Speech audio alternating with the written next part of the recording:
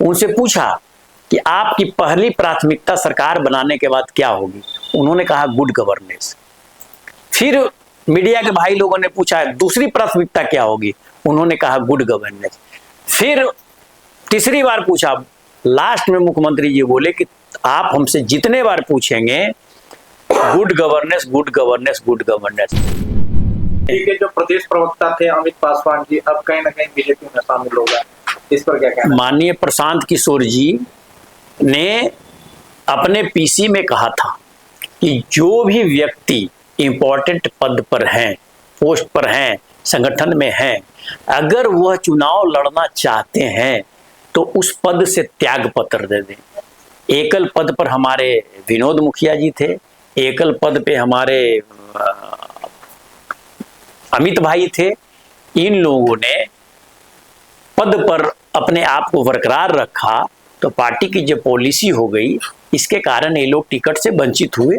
लेकिन मेरा किन्हीं के ऊपर कोई आरोप नहीं है। और आप जब कोई पार्टी इतनी बड़ी ऑर्गेनाइजेशन बनाइएगा तो 10% तो हम लोगों ने अधिकृत ही किया माननीय प्रशांत किशोर जी को।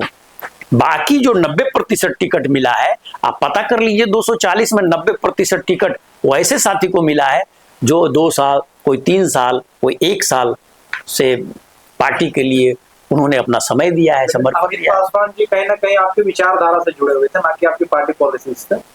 तो अभी जो है अब वो बीजेपी में शामिल हो गए, इस पर क्या कहना चाहिए? मैं डॉक्टर अमित पासवान जी हूँ, विनोद मुखिया जी हूँ, मान लिया वो भारतीय जनता पार्टी में गए हैं, तब भी हम उनको बधाई देते हैं। हर पार्टी के लोगों से दूसरे पार्टी के लोगों का व्यक्तिगत संबंध भी होता है, कभी हम उनके, लेकिन इतना जरूर हम आग्रह करेंगे कि जहां थे और जहां है दोनों का मान सम्मान रखते हुए राजनीतिक में आगे कदम बढ़ाइए। राजनीतिक संभावनाओं का खेल है, इस पे मैं नहीं जाना चाहता हूँ। तो देखते होंगे इंडिया गठबंधन जो है जो भी वादे कर रही है कहीं ना कहीं जमीन स्तर पे उनका काम हो रहा है। अब झारखंड में देखेंगे, केरल में देखेंगे, जो झारखंड में चल रहा है मैया सम्मान योजना, उस तरह बिहार में भी लाना चाहते हैं, उस मुद्दे को लेकर चुनाव लड़ रही है।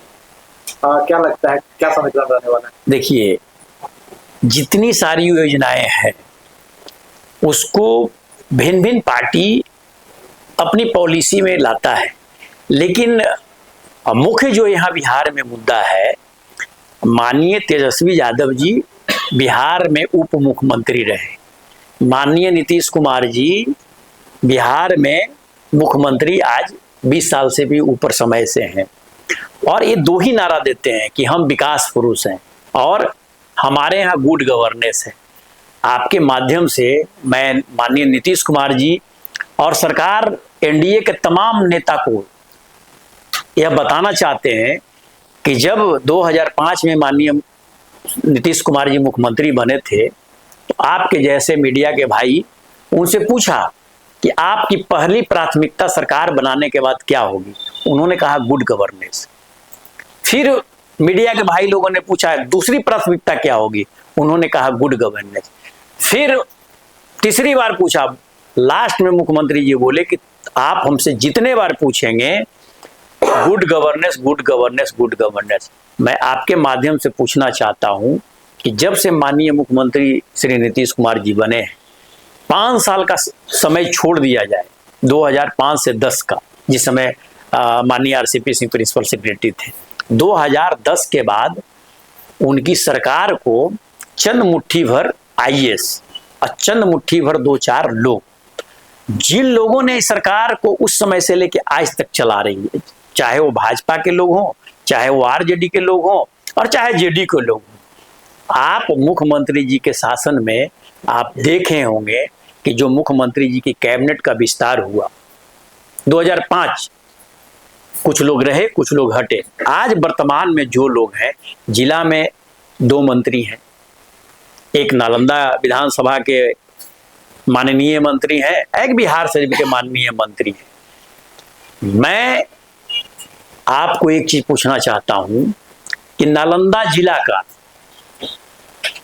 एक माननीय मुख्यमंत्री सर्वे करा ले कि जो विधायक हमारे साथ 10 साल पहले और जो विधायक आज मंत्री बना या कोई सांसद बना, उसकी आर्थिक स्थिति उस समय क्या थी और आज क्या है, उसके मंत्रालय की जांचें कर ले। आज दावे के साथ मैं कह सकता हूं कि माननीय नीतीश कुमार जी के मंत्रिमंडल का 50-60% लोग अवैध कमाई, अवैध योजना लाकर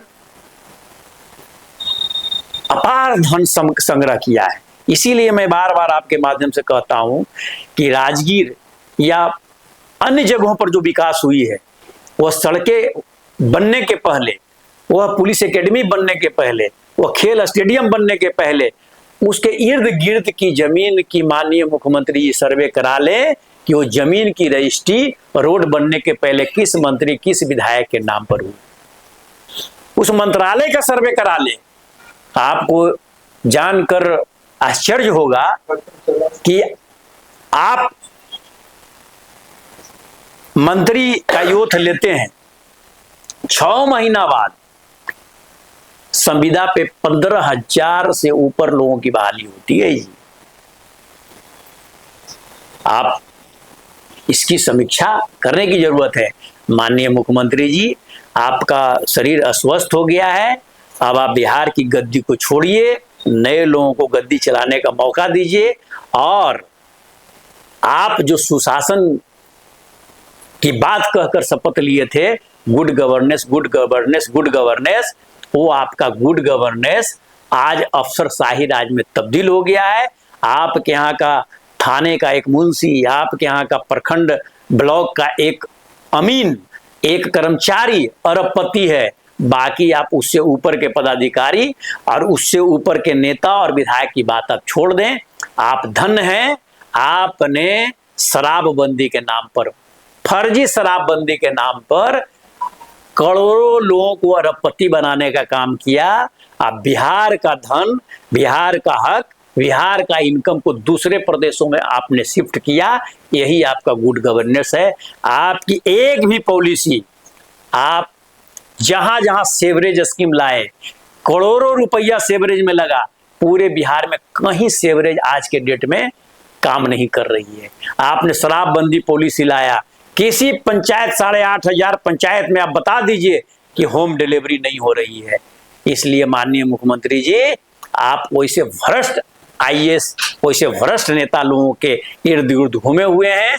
जब आपकी कुर्सी जाएगी तो आप पर इतनी जांच होगी कि अपने शेष जीवन काल तक कोर्ट कचहरी जाते जाते आपका समय अंत होगा।